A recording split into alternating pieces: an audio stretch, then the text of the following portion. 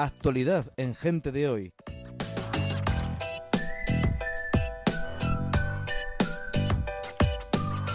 Estamos de enhorabuena porque vamos a hablar de política, de actualidad política. Lo vamos a hacer con un politólogo que es un auténtico experto y que es una voz con mucho peso y con mucha contundencia. Jorge McFood, muy buenos días, bienvenido. Muy buenos días. No voy a comentar sobre tu introducción porque es muy obvio. Bueno, nosotros queríamos hablar contigo porque siempre junto a tu nombre va, ¿no? Politólogo, experto a lo mejor en Estados Unidos, por tu acento. Bueno, eres uruguayo, pero tu vida está desarrollada en Estados Unidos. Acaba de llegar tu último libro a España, un sinfín de libros que has escrito también. Se llama El mar estaba sereno. Pero nosotros, aparte del libro, queríamos hablar un poco de esta realidad que nos toca vivir ahora, el día en el que estamos. Europa, por ejemplo, visto desde los ojos y la perspectiva de un uruguayo que vive en Estados Unidos. ¿Qué te parece este periodo de 60 años, Europa, de paz, ¿no? y prosperidad? Visto desde fuera, que yo no sé, desde dentro no lo tenemos tan claro. Sí, depende también de quién lo ves desde afuera, porque si lo ve un republicano en Estados Unidos o bueno, algunos otros grupos en Latinoamérica, probablemente lo verán como muchos europeos en el sentido de, bueno, estamos terriblemente mal, Europa se ha ido al carajo, etc. Y desde otros lo vemos que en realidad simplemente hay ciertos momentos de crisis, pero es importante recordar todos los progresos que Europa ha hecho desde la Segunda Guerra Mundial. No es poca cosa que Europa haya pasado por varios fascismos, Italia, Alemania, incluso podemos incluir, bueno, obviamente Franco aquí en España, y también podemos incluir la Unión Soviética, son formas de fascismo autoritario, etc. Y que haya salido de una forma tan rápida, en tan poco tiempo, que haya reconstruido y rescatado lo mejor de Europa, porque también ese es un aspecto importantísimo.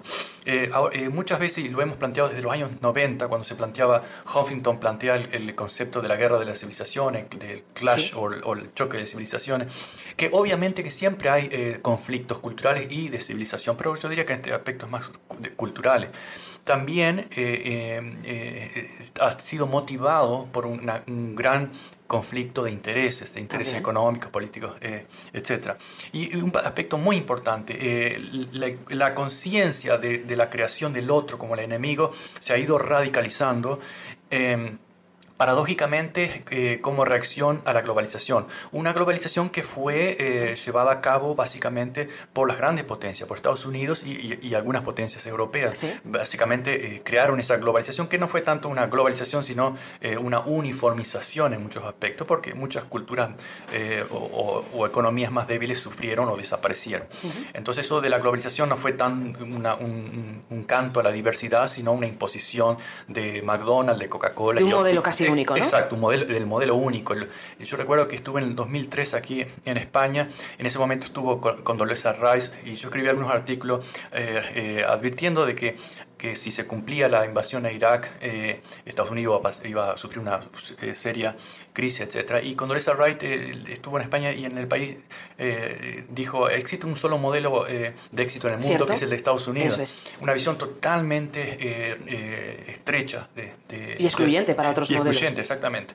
Entonces, la idea del otro como el enemigo se olvida muchas veces que nosotros hemos sido nuestros propios enemigos, los peores enemigos. Por ejemplo, ahora que estábamos hablando de la Segunda Guerra Mundial, que el nazismo no es un invento de Oriente. El peor versión del comunismo no fue un invento de Oriente. La peor versión del fascismo, tanto en España como en América Latina, no fueron inventos de Oriente, fueron inventos de Occidente y son productos de nuestra propia cultura. Pero al mismo tiempo también Occidente dio elementos importantísimos en conflicto contra esos poderes. Yo creo que generalmente hay dos fuerzas motoras en la historia. Uno es el poder y la necesidad que tiene el poder y la gente en el poder de ampliarse, de expandirse, de colonizar, ese aspecto que podemos decir, discutiblemente o no, ese aspecto masculino del ser humano. Y el otro es el aspecto de justicia que resiste en todos los momentos de la historia, sí. Tiene cierta racionalidad, que es lo justo, que no es lo justo, que se opone al poder incluso contra los propios intereses. Es decir, yo puedo decir, bueno, esto no me conviene, pero justo. Eso es un concepto de justicia. O si estoy en una situación de poder, bueno, no conviene, pero como puedo hacerlo, lo voy a hacer. Eso es el otro elemento del espectro. Y en Europa en Occidente también se desarrolló, gracias a muchos grupos, conceptos que hoy consideramos elementales y básicos, que también están siendo cuestionados otra vez. Por ejemplo, el derecho a la diversidad, que es un concepto que va unido al concepto de igualdad, que es bastante nuevo. En el concepto de libertad y de justicia son muy antiguos, pero ¿sí? El de igualdad es bastante nuevo. Se puede encontrar quizás en los primeros cristianos un poco, pero a partir del humanismo del siglo XII, y especialmente se radicaliza con la Ilustración en el siglo XVII, XVIII, el concepto de diversidad considera que, bueno, ser distinto es un derecho y podemos tener una sociedad, una nación, incluyendo lo diferente. Uh-huh. Porque también hay otra forma de construir una unidad, es eliminando lo diferente, como que se Fernando, sí, Fernando y Isabel lo hicieron de una forma, es decir, expulsamos a los judíos, los musulmanes y tenemos una sola lengua, una sola cultura y una sola religión. Así es muy fácil, bueno, yo soy el ganador, impongo. Y al poco tiempo ya sabemos que empezamos a ver las diferencias, ¿sí? Dentro de nuestro grupo, y surgen grupos que se terminan odiando y matando, como los cristianos se han matado en la noche de San Bartolomé, sí, etcétera, y eran cristianos. Católico contra protestante, protestante contra protestante. La gente siempre, los grupos tienden a ver la diferencia. Entonces, esos conceptos de aquellos que resistieron esa visión muy primitiva y peligrosa del mundo, especialmente un mundo que se ha globalizado, que es que la diversidad no es mala, debemos aprender a convivir, que es necesario, y apreciar la diferencia es positivo en muchos aspectos. Primero en el aspecto humano, pero incluso también en el aspecto intelectual y en el aspecto económico, es muy importante. Entonces esos elementos sí son, también nacieron, no sé si nacieron, pero fueron desarrollados en Occidente. ¿Sí? Y entonces podemos ver los dos elementos, los ángeles y los demonios de Occidente. Entonces yo, incluso respondiendo a Oriana Fallaci, que lo pone todo como un blanco y negro. Exacto, no hay grises para ella. Nosotros somos los buenos y los otros son los malos, porque incluso ella dijo, la ciencia es gracias a Occidente. Eso es falso. Los números que usamos son arábigos. Uh-huh. Los algoritmos fueron inventados por un persa. La álgebra, por algo se llama álgebra, etc. Vamos a encontrar que en todas las culturas hay algo positivo para dar y algo negativo. En todas. Los árabes en España y en muchas partes construyeron grandes bibliotecas donde apreciaron la diversidad de textos, de culturas y la toleraron, y otros árabes, otros que tuvieron el poder, las incendiaron. Entonces no es tan fácil decir, bueno, ellos son los malos porque es la cultura de ellos, porque es la religión de ellos, porque es la filosofía de ellos. No es tan simple. En cada grupo existen los ángeles y los demonios, y nosotros tenemos nuestros propios demonios. Sí. Y entonces yo lo dije en esa época, lo sigo insistiendo en este momento, me preocupa mucho más nuestros propios demonios que simplemente eliminar al otro, que de hecho es también peligroso. Sí. Borges decía, ten cuidado con los enemigos que eliges porque terminás por parecerte a ellos. Exactamente. Y eso es el momento en el que estamos ahora, de una gran simplificación. Es cierto que existen problemas culturales, pero sobre todo políticos y económicos con el mundo musulmán, y por eso podíamos hablar horas, por qué surge ese tipo de reacción, esa violencia. Uh-huh. Pero, repito, es una simplificación plantear que el otro es el enemigo y no que estamos perdiendo lo bueno de Europa, lo bueno de Occidente, y reemplazándolo por lo malo de Europa, lo malo de Occidente, que es la intolerancia. A lo mejor nos estamos centrando mucho, de hecho, una de las grandes críticas que le hacen a la Unión Europea es que se ha construido una Europa, es un periodo de paz de 60 años, que esa es la gran frase que vamos a escuchar estos días, ¿no? Que Europa ha conseguido convivir en paz durante 60 años. La gran crítica es que la llaman la Europa de los mercaderes, que a lo mejor se han olvidado un poco más del factor humano, pero en esta Europa de los mercaderes estamos escuchando discursos que vienen desde Holanda, país fundacional de la Unión Europea, desde Francia, país fundacional de la Unión Europea. No nos vamos a ir más al norte ni más al sur. Discursos en los que se habla precisamente de que ellos son el enemigo. Hablo de Marie Le Pen, hablo de Wilders, por ejemplo, que sí que son ese demonio, ¿no?, que podemos tener en casa, ese populismo en el que te dice que tienes que cerrar las fronteras, que tienes que evitar que entre la diferencia, y en el que por el mero hecho de ser o musulmán o proceder de Siria, con independencia de que puedas ser o no musulmán, claro, tú ya eres el enemigo, es decir, ya se te condena. Y esos discursos no solo tienen cabida en los medios de comunicación, sino que dentro de Europa hay muchos europeos que les están escuchando. Sí. Y cuando uno acude a votar, Claro, ahí están. claro. Ahí hay varios puntos, a ver si tomo por lo menos dos. Cuando tú dices la Europa de los mercaderes, yo recordaría que el lenguaje es un arma muy peligrosa que simplifica, ¿verdad? Hombre, es una frase que simplifica mucho. Exacto, no, tú eres consciente, pero tal vez cuando se repite y los políticos repiten, utilizan y abusan de esa simplificación. Se convierte en un mantra y un eslogan. Cuando decimos a Europa, ¿a qué Europa nos estamos refiriendo? Claro. No solamente geográficamente, sino la historia. La Europa terrible de los mercaderes fue la que arrasó África, por ejemplo. Los belgas que hicieron negocios y arrasaron, o no solo los belgas, pero los franceses, etc. Pero también es verdad que la historia lo escriben los ganadores y a veces te olvidas de eso, exacto. ¿no? Y a Europa le conviene a veces olvidar de lo que olvidarse de lo que como a todos. En todos los países ocurre lo mismo, en Estados Unidos, en mi país, etc. En Uruguay, Argentina. Ahora, esa Europa de los mercaderes no puede ser comparada con la Europa de la posguerra. Entonces, cuando se critica la Europa, se dice la Europa de los mercaderes, ¿a qué Europa estamos hablando? ¿Estamos hablando de la Europa del siglo XIX o un poco después? ¿O estamos hablando de la Europa que, con muchos defectos, económicos, etcétera, instauró un razonable sistema de bienestar social si comparamos con otros países desarrollados como Estados Unidos, ni hablemos con países con problemas como en América Central? Entonces, esa crítica que me parece bastante injusta.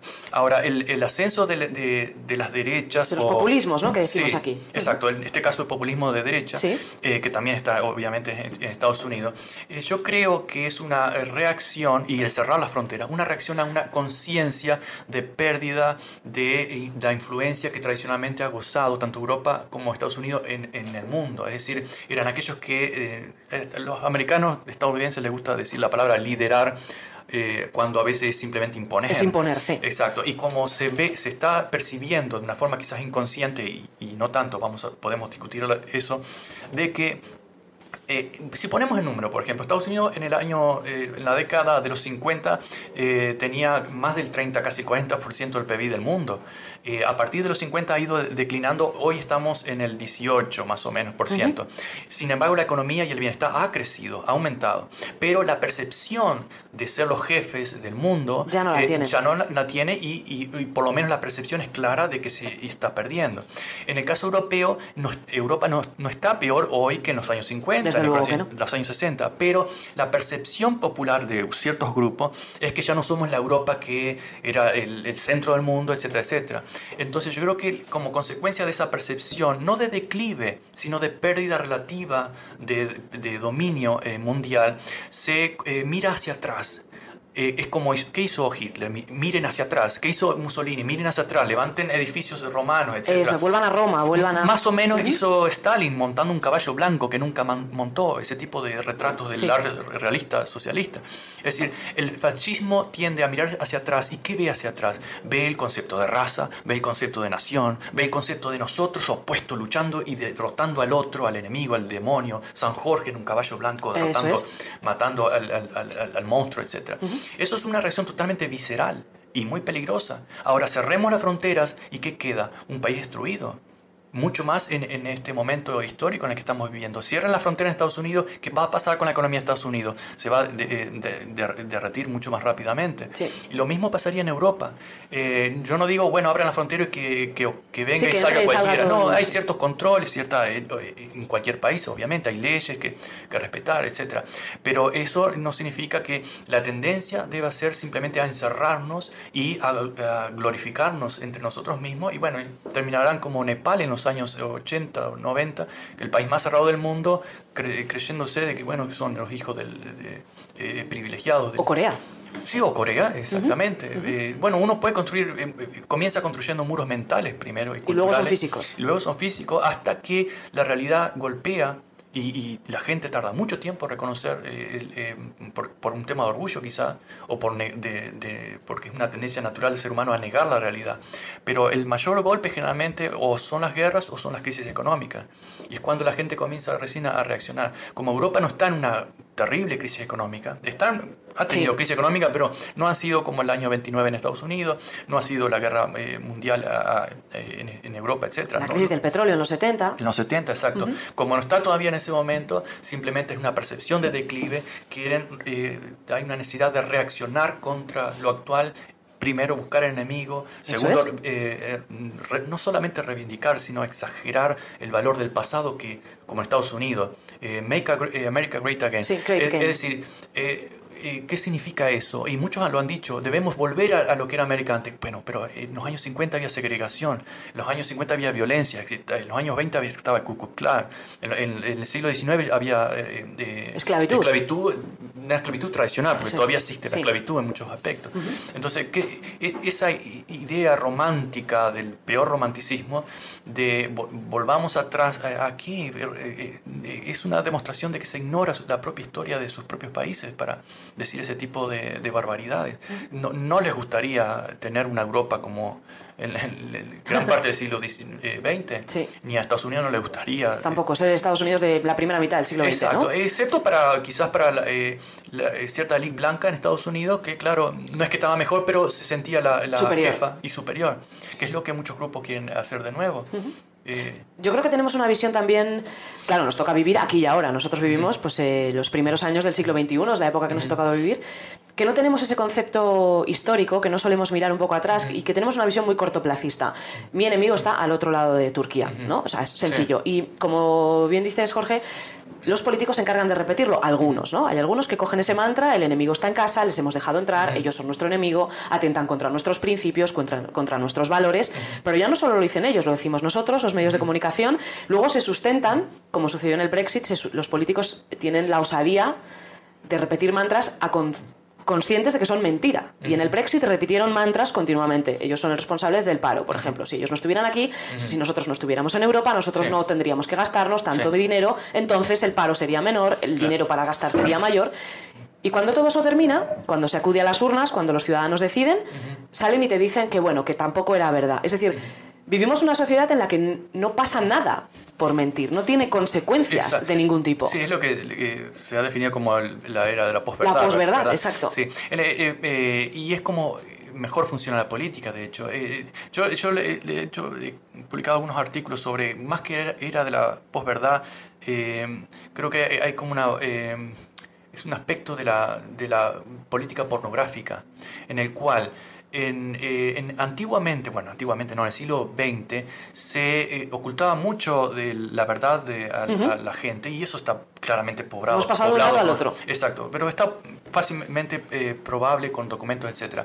Pero por lo menos podía existir un cierto periodismo que revelaba algunos documentos o revelaba algunos hechos y había una reacción popular.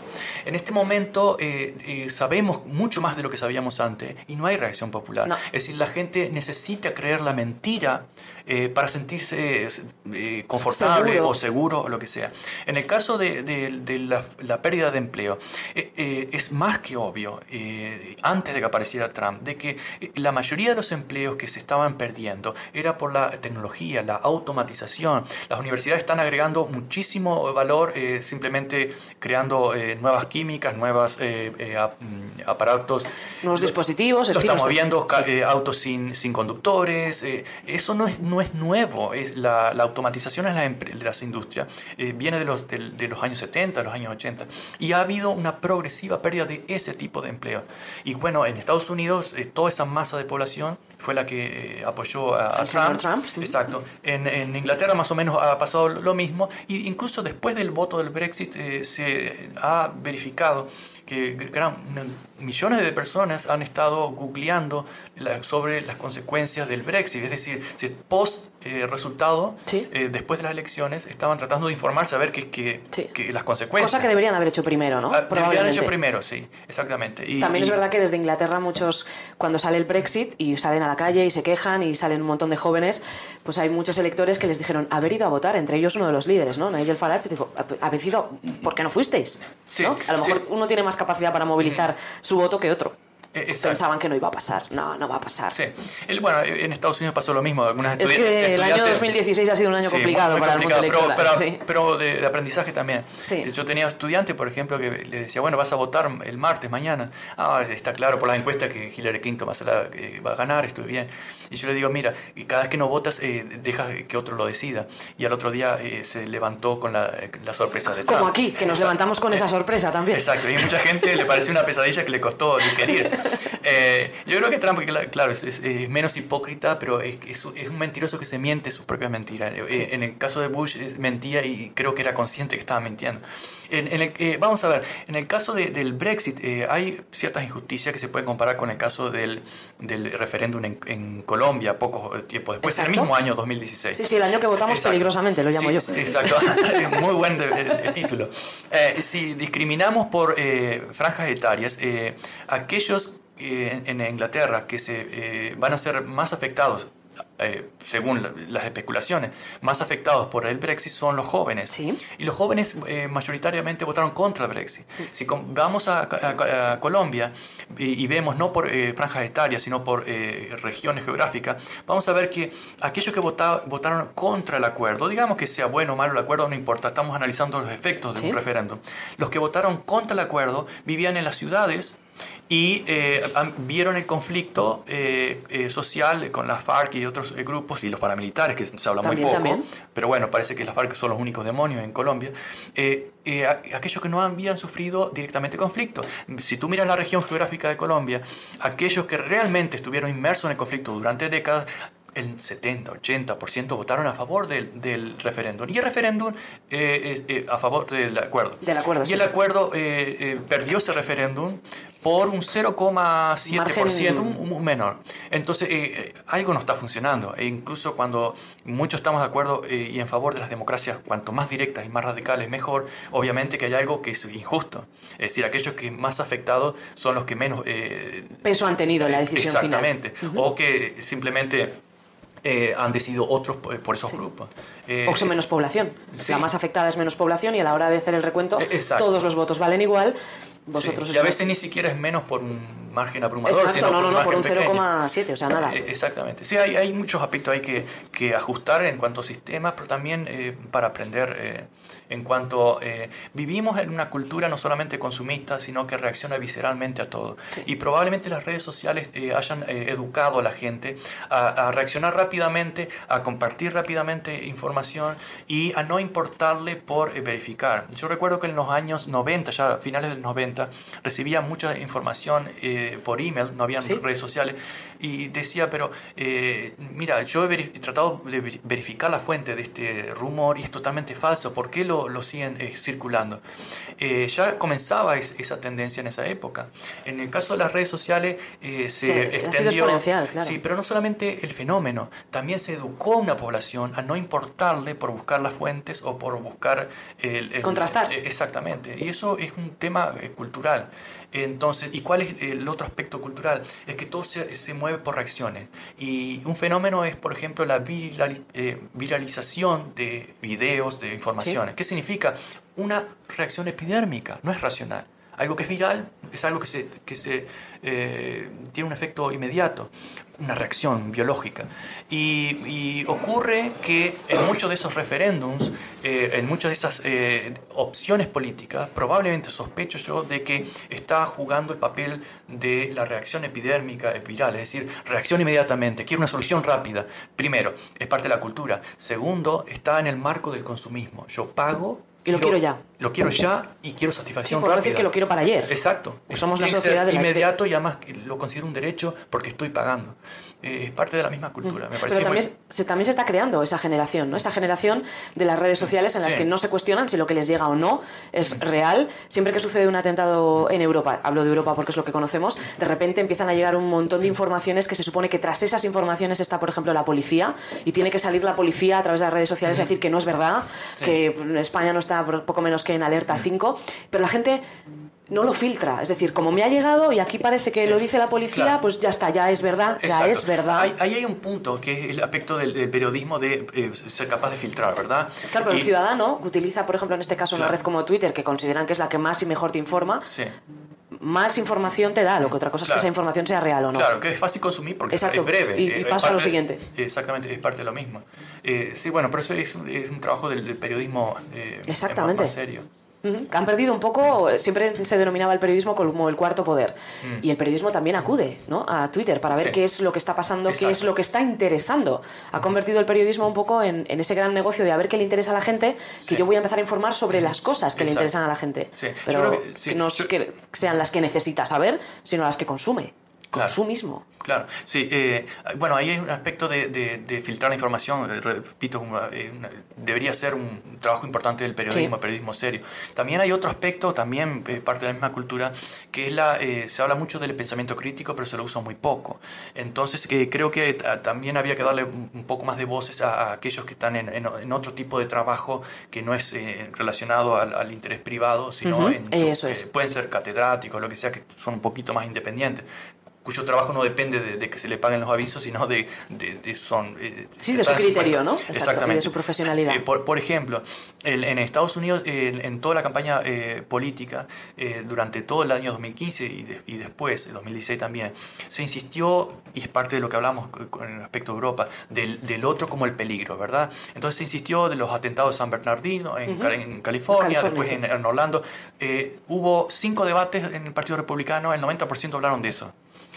Entonces, ¿y cuántos murieron? Es terrible. El terrorismo islámico en este momento es algo ¿Es concreto. una amenaza global? Sí, es algo concreto, hay que tomarlo en serio. Yo iría más lejos y recordaría cómo surge todo eso, y me gustaría ir a los años 50, como Inglaterra y Estados Unidos destruyeron las democracias en Oriente Medio por el petróleo, y eso está probado y claro. Y lo que luego sucede en Irán y en otras partes del mundo. Pero dejemos de Bueno, y la hipocresía de según el país del que procedes, porque con Arabia Saudí se comportan de una manera y con Irán, por ejemplo, se comportan de otra, ¿no? Exacto, y Arabia Saudí es uno de los regímenes más autoritarios en muchos aspectos sociales y políticos, pero está casado con Estados Unidos por el tema del petróleo. Y en el caso de Trump, por ejemplo, no puso una prohibición a los inmigrantes. Sí, Arabia Saudí no estaba en su lista de 7. No, y además tiene negocios ahí, como lo tenía Bush, etc. Pero eso es otro tema. Sí. Exacto. Pero en el caso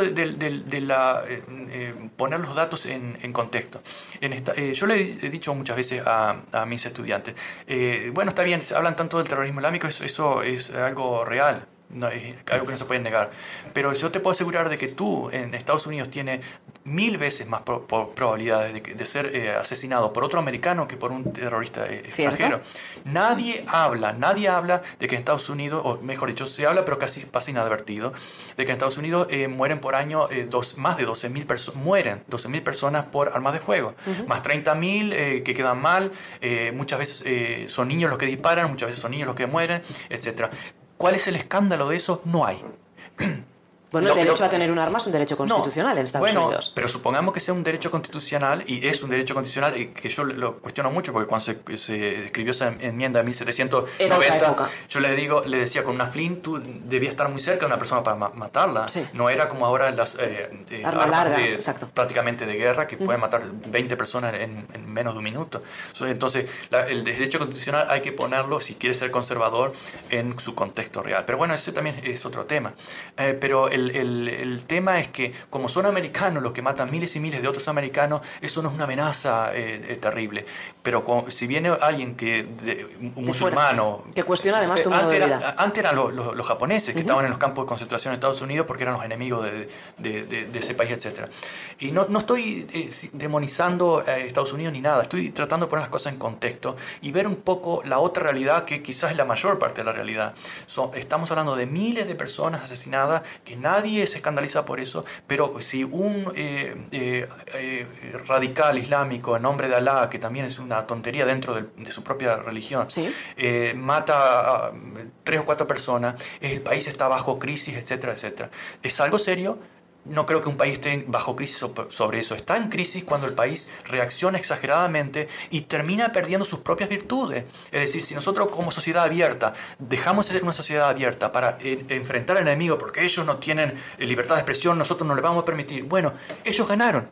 Es decir, estamos destruyendo nuestras propias virtudes para, en teoría, combatir un enemigo de que no lo estamos combatiendo de esa forma. Esos enemigos los produjimos quizás en gran parte nosotros por otros elementos que no vamos a entrar ahora. Pero lo que quiero decir es, cuidado cuando también, aparte de usar la información real, no se la pone en un contexto mayor, con un pensamiento un poquito más crítico. Sí. Y cuando digo pensamiento crítico no quiero decir yo soy el iluminado que ve la realidad, no. Quiero decir, critiquémonos a nosotros mismos, a ver si realmente no estamos abusando simplemente de nuestro ego para decir nosotros somos los buenos y los otros siempre son los malos. Siempre es el enemigo, exacto. Sí. El enemigo, pero además el malo, ¿no? En esta lectura que hacemos de la realidad y de la sociedad que nos toca vivir. El malo por naturaleza. Exacto. Por ejemplo, es cierto, por ejemplo, que Europa se ha enfrentado muchas veces a las fronteras islámicas, con el Islam, con Turquía, el Imperio Otomano. Exactamente. En el caso de España fueron 800 años de dominio islámico, etc. Pero vemos, como muchos libros de historia, casi todos los libros de historia, como la prensa actualmente, vemos el conflicto. No vemos que en esos 800 años la mayor parte pero la mayor parte fueron de convivencia pacífica. Y de intercambios, porque intercambio cultural, científico. Es cierto que los musulmanes cobraron impuestos, pero no expulsaron ni a los moros, ni a los judíos, ni a los cristianos. ¿No? Es decir, hubo abrieron el camino para que luego los cobraran los demás. Bueno.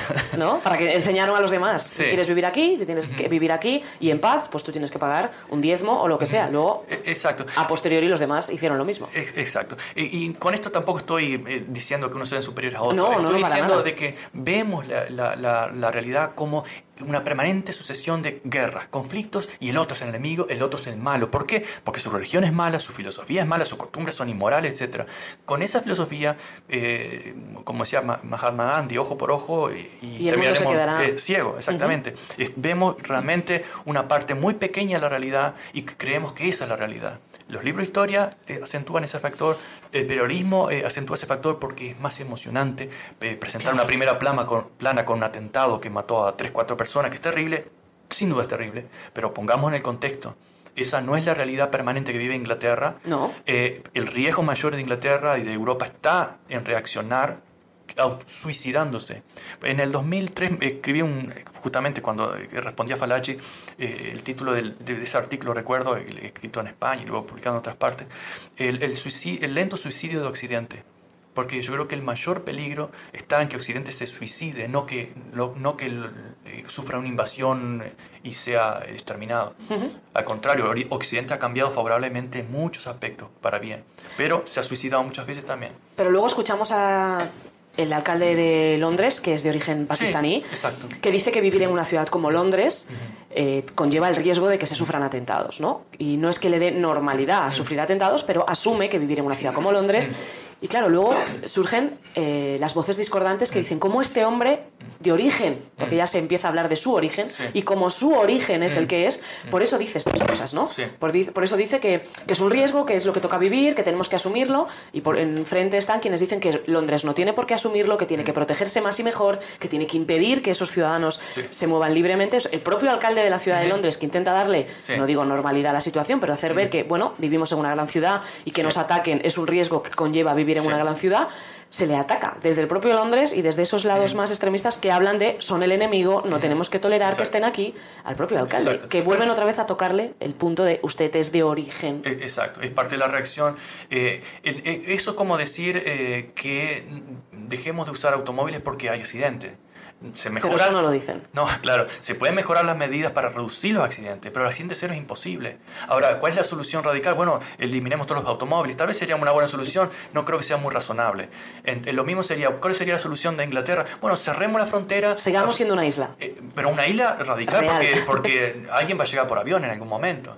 Entonces, ¿eso es una solución razonable? No es razonable. Siempre van a haber conflictos. De hecho, Inglaterra en este momento tiene una tasa de criminalidad muy baja comparada a Estados Unidos. Creo que debe estar orgullosa de eso. ¿Puede mejorar su medida de seguridad para evitar los elementos como los atentados? Claro que sí. Puede y debe, claro. Pero no a costa de liquidar virtudes que esa sociedad tiene. Eso sería un suicidio. Y libertades. Exacto. Porque por eso son virtudes. Exacto. Libertad, tolerancia a la diversidad, etc. Claro que la diversidad a veces conlleva conflicto. Pero ¿cuál es la solución? ¿Eliminar la diversidad o estar en contra de la diversidad? Es peor. Integrarla quizás, ¿no? Y tolerarla. Sí, bueno, la integración es la palabra. Ni siquiera asimilación. No, la integración. Es decir, tú eres diferente, yo te acepto siempre y cuando sigamos las mismas reglas. Exacto, juguemos todos con las mismas reglas. Exacto, podemos cambiar las reglas si estamos de acuerdo, no están escritas en piedra o en el cielo, pero seguimos las mismas reglas y todo lo que nos esté prohibido por la ley y la Constitución es posible hacer. Si no, es muy común, por ejemplo, en Estados Unidos alguna gente dice, los que viven en Estados Unidos para ser americanos tienen que hablar en inglés. primero va contra de la historia de Estados Unidos, que el español estuvo un siglo antes de que el inglés, y siempre se habló español, sin mencionar la mitad de lo que era de México, durante siglos se habló español. Pero aparte de eso, la idea, primero, eso no está escrito en la Constitución. La mayoría de los estados no prescriben un idioma o ningún idioma. Es decir, si no está prohibido en una ley, no lo prohíbas porque tú consideras de que te parece que debe estar prohibido. Primero, o pasas la ley, apruebas la ley o no. Entonces, todo aquello que no está prohibido por una ley o por la Constitución está permitido. Entonces, si a mí no me gusta tu pelo, no te voy a decir córtatelo. Y bueno, ¿y dónde está escrito eso? Claro. Entonces, eso es una intolerancia bastante peligrosa. Y creo que debemos seguir luchando para no solamente preservar esos derechos, sino seguir conquistando. La mujer ha conquistado muchos derechos, pero todavía no está igual. Y muchos dicen, bueno, pero ¿qué más quieren? Ya han conquistado demasiado. Pero ¿cómo que más quieren? Los mismos derechos, así de simple. No quieren más. No quieren más, queremos los mismos. mismo. Entonces, si de aquí a 100 años le falta el 1% y siguen peleando, con razón van a seguir peleando. No por el 1%, sino por un tema de dignidad. Entonces, la solución no es simplemente, bueno, eliminemos la diversidad para protegernos, sino, no, al contrario, mejoremos las cosas y preservemos las virtudes sin ir para atrás. Y si podemos, continuemos en esa línea que creo que ha mostrado el progreso en Occidente tanto y se ha expandido a otras partes. Tolerancia, ciertos derechos humanos básicos, etcétera, que no deberíamos perderlo solamente porque nos consideramos amenazados o porque nos hemos creído de que nuestra nación está en peligro porque determinados elementos. No, nosotros lamentablemente hemos puesto en peligro y hemos desestabilizado. Cuando decimos me estoy poniendo en lugar de Occidente. Sí. ¿Cuántas dictaduras en América Latina han sido orquestadas en Washington, por ejemplo? ¿O cuánto de la realidad actual es producto de las decisiones de Occidente de hace unos años? Incluso de décadas. Es decir, la historia tiene una cierta lógica que se puede arrastrar no solo décadas, siglos también. Sí. Pues Jorge, que es una charla fantástica, nos volveremos a encontrar en otro momento y aboguemos por la integración. Me quedo con esa palabra, ¿no? Y con ese concepto, con el de integrarnos. Sí, cómo es fundamental, integrar y tolerarse, pero también la palabra tolerar tiene su lado menos positivo, dejémoslo ahí, ¿no? Exactamente. Jorge, muchísimas gracias, un placer. Muy bien, un gusto mío y siempre estoy feliz de venir a España.